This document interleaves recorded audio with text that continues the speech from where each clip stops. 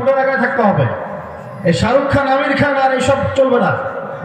এই পশ্চিমাদের এইসব মেসি, রোনাল্ডো বন্ধ। এইসব নাম উচ্চারণ করার দরকার নাই। আমাদের উম্মার সিংহ পুরুষদেরকে চিনতে হবে। এই যায়েদ ইবনে হারিসা রাদিয়াল্লাহু আনহু ইন্তেকাল করেছেন ওই মুতার যুদ্ধে। ওইটা আরেকটা গল্প, আরেকটা ইতিহাস।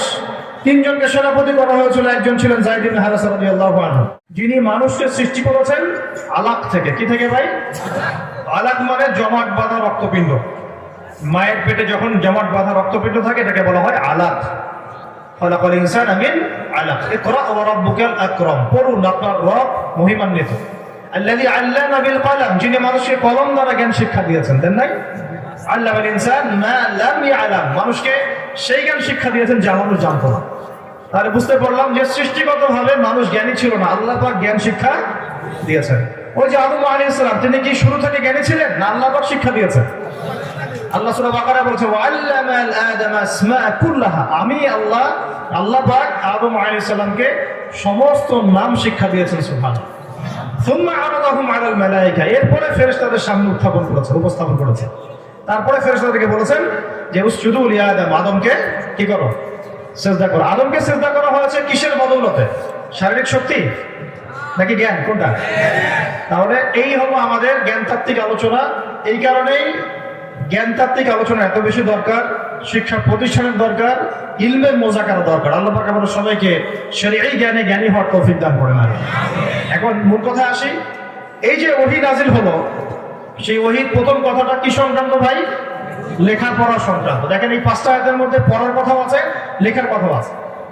এই পড়া দিয়ে শুরু হয়েছে, আবার বলা হয়েছে আল্লামাল কি একটা ইকরা বিসমি রাব্বিকাল্লাযী খালাক খালাকাল ইনসানা মিন আলাক ইকরা ওয়া রাব্বুকাল আকরাম আল্লাযী আল্লামা বিল কলম আল্লাযী আল্লামা বিল কলম। এখানে কলমের কথাও আছে, আবার ইকরা পড়ার কথাও আছে।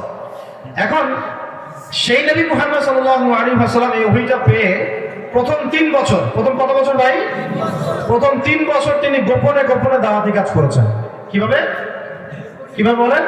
গোপনে, ম্যান টু ম্যান, ইন্ডিভিজুয়ালি, একজন একজন করে। এই 3 বছরেই তৈরি হয়েছে আবু বকর রাদিয়াল্লাহু আনহু, উসমান বিন আফফান, তালহা বিন উবাইদুল্লাহ, আব্দুর রহমান বিন আউফ, সাদ ইবনে আবি ওয়াক্কাস, বিলাল ইবনে রাবাহ, ঠিক আছে, আব্দুল্লাহ বিন মাসউদ, এরকম বহু সাহাবী এই 3 বছরেই নবী সাল্লাল্লাহু আলাইহি ওয়াসাল্লামের হাতে তৈরি হয়েছে। ইনারাই পরে বদরের যুদ্ধ করেছেন। বুঝতে পারলাম? প্রথম 3 বছরের এই জ্ঞানতাত্ত্বিক মেহনতের যে সাহাবীরা, তারাই পরবর্তী সময় কিসের যুদ্ধ করেছেন? বদর, উহুদ, খন্দক, খায়বার, সব জায়গায় এই সাহাবীদেরকেই পাবেন আপনি।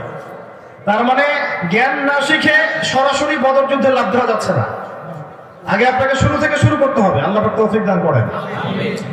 এরপর 4র্থ বছর থেকে তিনি প্রকাশ্যে দাওয়াত দেওয়া শুরু করলেন। কত নম্বর বছর থেকে? যখন কিছু শক্তিশালী মানুষ ইসলামের পক্ষে চলে আসলো, যেমন ওমর রাদিয়াল্লাহু আনহু, যেমন হামজা রাদিয়াল্লাহু আনহু, এরকম আরো বড় বড় কিছু সাহাবী যখন ইসলাম কবুল করলেন, ইসলাম প্রকাশ্য রূপ লাভ করল। আর ইসলাম যখনই প্রকাশ্য রূপ লাভ করেছে, তখন থেকেই হক আর বাতিলের দ্বন্দ্ব শুরু হল। কথা বুঝতে পারছেন? একটু মনোযোগ দেন। যখন ইসলাম প্রকাশ্য রূপ লাভ করলো, তখনই হক আর বাতিলের কি হলো? সংঘর্ষ শুরু হলো। মনে রাখবেন, আপনার আমার দাওয়াতের মেহনত যখন প্রকাশ্য রূপ লাভ করবে এবং হক বাতিল স্পষ্ট করে দাওয়াত দেবেন আপনি, তখন চতুর্দিক থেকে চাপ আসবে। পরিবার থেকে আসবে, সমাজ থেকে আসবে, রাষ্ট্র থেকে আসবে, বিশ্ব থেকে আসবে, ধর্ম নেতা থেকেও আসবে। এভাবে এটা সুন্নাত, নবীদের সুন্নাত, সাহাবীদের সুন্নাত। তো 4র্থ থেকে 10ম, এই যে 7 বছর, এই 7টা বছর নবী সাল্লাল্লাহু আলাইহি ওয়াসাল্লাম প্রকাশ্যে দিনের দাওয়াতি কাজ করা শুরু করলেন। তখন তার উপর আক্রমণ শুরু হলো, তাকে মানুষ গালিগালাজ করা শুরু করলো, গীবত তুহমত করা শুরু করলো, নিন্দা সমালোচনা করা শুরু করলো, এমনকি পিঠের মধ্যে উটের নাড়ি ভুড়িও চাপিয়ে দেয়। মনে আছে? পুরো সিরাত পড়লে দেখবেন তাকে মোটামুটি ভাবে প্রায় 15 বার হত্যা করার চেষ্টা করা হয়েছে। কতবার? আমাদের নবীকে সাল্লাল্লাহু আলাইহি ওয়াসাল্লাম তাকে মানুষ প্রায় 16টা গালি দিয়েছে। মিথ্যাবাদী বলেছে, জাদুকর বলেছে, পাগল বলেছে, তারপরে বলেছে উম্মার ঐক্য বিনষ্টকারী, গণক, এইরকম কথাবার্তা মানুষ বলেছে। কাকে বলেছে? যার আগের কোনো গুনাহ নাই, পরের কোনো গুনাহ তিনি পুরো মেহনত করেছেন কার সাথে? তার সাথে না আমাদের সাথে? সেই মানুষকে মানুষ যেভাবে গালিগালাজ করেছে, তাহলে আমাদেরকে করবে না? করবে কি করবে না? এটাই কবুলিয়াতের নিদর্শন। এগুলো কিসের নিদর্শন? কবুলিয়াতের নিদর্শন। আল্লাহ পাক তৌফিক দান করতে আমাদেরকে। আমি এখন যখন ইসলামের সাথে এভাবে সংঘর্ষ শুরু হলো, সাহাবীদেরকে তিনি বললেন, নবী সাল্লাল্লাহু আলাইহি ওয়াসাল্লাম বললেন যে অত্যাচারের মাত্রা যখন বেড়ে গেছে, তোমরা আবিসিনিয়াতে হিজরত করো। কোথায়? আবিসিনিয়া হচ্ছে এখন ইথিওপিয়া, ইরিত্রিয়া, এই জায়গাটা চিনেন? আফ্রিকার মধ্যে এই জায়গাটাকে বলা হতো আবিসিনিয়া। ওইখানে বাদশা নাজাশী নামে একজন বাদশা ছিলেন, খ্রিস্টান। তো সেখানে সাহাবীরা সাপোর্ট পেলেন। তারপরে নবী সাল্লাল্লাহু আলাইহি ওয়াসাল্লাম তায়েফে গেলেন। এই তায়েফে আমিও গিয়েছি। তায়েফে গেলেন নবী সাল্লাল্লাহু আলাইহি ওয়াসাল্লাম, নিচে গরম, পাহাড়ের উপরে ঠান্ডা। মক্কা থেকে প্রায় 100 কিলো দূরে, মক্কা থেকে প্রায় 100 কিলো দূরে। ওখানে 3টা গোত্র থাকতো ওই সময়। একটা নাম আব্দে ইয়ালাইল, কি নাম বলেন? একটা নাম আব্দে মাসউদ, কি নাম বলেন? একটা নাম হাবিব বিন আমর, কি নাম বলেন? এই 3 গোত্র থাকতো ওই সময়। 1400 বছর আগের কথা বলছি, এখনকার তায়েফ না, ঠিক আছে? করিয়াতাইনিল আযীম বলা হতো, 2টা শহরকে বলা হতো বড় বড় শহর, একটা মক্কা একটা তায়েফ। এখন নবী সাল্লাল্লাহু আলাইহি ওয়াসাল্লাম ওখানে গিয়েছেন। এই কথাবার্তা কম হবে, বসেন বসেন।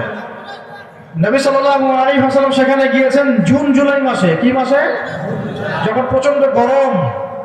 তাও আমাদের মতো গাড়িতে করে না, গিয়েছেন কিসে? পায়ে হেঁটে। কিসে? পায়ে হেঁটে গরমের জুন জুলাই মাসে একজন সাহাবীকে সাথে নিয়ে, তার নাম যায়েদ ইবনে হারেসা। কি নাম? তরুণ সাহাবী, যুবকরা শুনেন, তরুণ সাহাবী যায়েদ ইবনে হারেসা রাদিয়াল্লাহু আনহু। এই যে 100 কিলো রাস্তা, 100 কিলো রাস্তা পায়ে হেঁটে তিনি তায়েফে দাওয়াত দিতে গিয়েছেন। ইসলাম এমনি এমনি আমাদের কাছে আসে নাই। আজকে এত সহজে আমি তো আসলাম, আমার কষ্ট হচ্ছে, কিন্তু আমরা তো গাড়িতে আসলাম। গাড়িতে আসলাম এসি ছেড়ে দিয়ে, এই কষ্টই সহ্য করতে পারছি না। গলায় একটা কাঁটা ফুটছে, এটাতেই ওয়াজ করতে পারতেছি না। তারপর একটু ঘুম ভেঙে আমরা নামাজে যাবো, এটাও পারি না, তাই না? একটু অর্থনৈতিক কোরবানি করবো, সেটা পারি না। আল্লাহর পথে একটু সৎকার করবো, সেটা পারি না। একটু হিজাবটা পরে বাসা থেকে বের হবো, সেটাই পারতেছি না। 100 কিলো রাস্তা পায়ে হেঁটে গরমের মধ্যে আল্লাহ নবী সাল্লাল্লাহু আলাইহি ওয়াসাল্লাম একজন সাহাবীকে সাথে নিয়ে গেলেন। একজন সাহাবীর নাম বলেন? ইনারা হচ্ছে আমাদের উম্মতের সিংহ পুরুষ, তাদের সবার নাম